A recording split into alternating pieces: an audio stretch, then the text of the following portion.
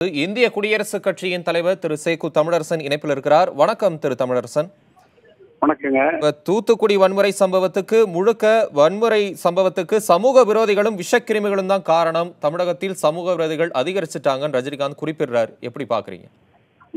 அவர்களும் ஒரு காரணம்னு அவர் சொல்லியிருக்காரு. அதை நான் பார்த்தேன், நானும் பார்த்தேன். அதுவே பெரிய காரணம் சொல்ல, அவர்களும் ஒரு காரணம். அவர்களும் சொல்லல, சமூக விரோதிகள் தான் காரணம். அவர் தெளிவா சொல்றாரு திரு தமிழரசன். அவர்களும் ஒரு காரணம் அப்படின்னு சொல்லியிருக்காரு. அது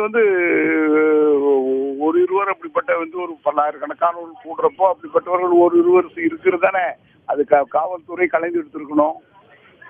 எங்க ஒரு கூட்டம் நடந்தாலும் அது காவல்துறை தான் அது பெரிய பொறுப்பெடுத்துக்கணும். இத்தகைய சமூக விரோதிகள் சிலர் நுழைவதற்கான வாய்ப்புகள் இருக்கும். ஒரு மிகப்பெரிய அதுவே ஒரு பெரிய இதுங்கிற அளவில் எடுத்துக்க கூடாது. இல்ல, இது எப்படி பெரிய கருத்தை எடுத்துக்க கூடாதுன்னு சொல்றீங்க? அவர் ஜல்லிக்கட்டுல இருந்தே இது மாதிரி தான் நடக்குது, சமூக விரோதிகள் ஊடுருவல் தான் இது மாதிரி தொடர்ச்சியா நடக்கிறதுக்கு காரணம் அப்படின்னு அழுத்தமா சொல்றாரு. அதாவது எங்க மக்கள் வெள்ளம் திரளதோ அங்க யாராவது இப்படிப்பட்ட ஊடுருவல் இருக்குது அப்படிங்கிறத திருவிழாவில கூட பாக்குறோம். நம்ம ஒரு திருவிழாவில் கூட்டம் நடந்தா கூட அப்படிப்பட்ட சூழ்நிலைகள் இருக்கு. காவல்துறை ஒரு மைக்கை வச்சுக்கிட்டு பேசிக்கிட்டே இருப்பாங்க, சமூக விரோதிகளுடன் விழிப்போடு வருங்கள், சமூக விரோதிகள். அது இப்படிப்பட்ட ஒரு சூழ்நிலைகள் அப்படி கலவரத்துக்கு கொண்டு போடு, அதையும் ஒரு காரணமா அவர் சொல்லியிருக்காரு. தவிர நீ ஏன் அதையே எடுத்துக்கிட்டு அதை ஒரு பிரச்சனையாக்குறது, வழக்கம் போல ஒரு எந்த கருத்தை சொன்னாலும் அது அரசியலாக்குறது, அதுக்கு ஒரு எதிர்ப்பு தன்மை உருவாக்குறது, அப்படிப்பட்ட ஏன் அது பாசி எவ்வளவு கருத்துல சொல்லிருக்காங்களே, மற்றெல்லாம் சொல்லிருக்காங்களே.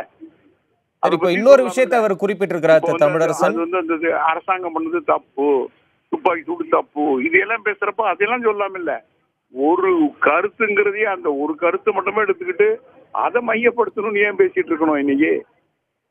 இல்ல, அப்படிப்பட்ட முக்கியத்துவம் இல்லாத கருத்துன்னு நீங்க சொல்றீங்க, நான் எடுத்துக்கிறேன். இப்ப தமிழ்நாடு போராட்ட பூமியாவே இருக்கு. இப்படிப்பட்ட ஒரு போராட்டத்தை தொடர்ந்து முன்னெடுத்தா வளர்ச்சி பாதிக்கப்படும் ரஜினிகாந்த் ஒரு கருத்தை முன்வைக்கிறாரு. எப்படி எடுத்துக்கிறீங்க? இல்ல, இப்ப தமிழ்நாடு போராட்ட பூமியாவே இருக்கு, அப்படியே இருந்தால் தமிழ்நாட்டோட வளர்ச்சி பாதிக்கப்படும் சொல்றாரு. அது அதுல யாருக்கும் மாறுபட்ட கருத்து இருக்க முடியாத.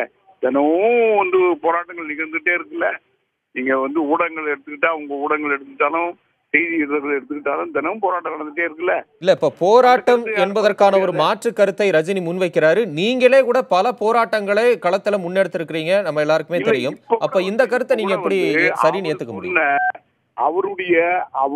அவர் இப்ப அரசியல் களத்துக்கு புதுசா வந்திருக்காரு.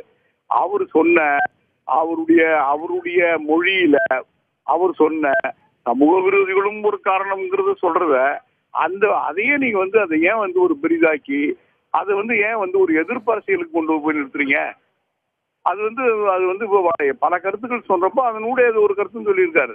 அது எல்லாரும் யாருமே தவிர்க்க முடியாத, பொறுப்புள்ள யாரும் அதை தவிர்க்க முடியாத. இப்படிப்பட்ட நிலைகள்ல காவல்துறை பாதுகாப்பா இருந்திருக்கணும், உளவுத்துறை சரியா இருந்திருக்கணும், மற்றவங்களையெல்லாம் அதை பார்த்துருக்கணும். இப்படி சொல்றப்போ இதை ஏன் அரசியலாக்குறது, ஒரு மாற்று அரசியலாக்குறது, ஒரு எதிர்ப்பு அரசியலாக்குறது? நன்றி திரு தமிழரசன், தொலைபேசி வாயிலாக கருத்துக்களை பதிவு செய்தமைக்கு.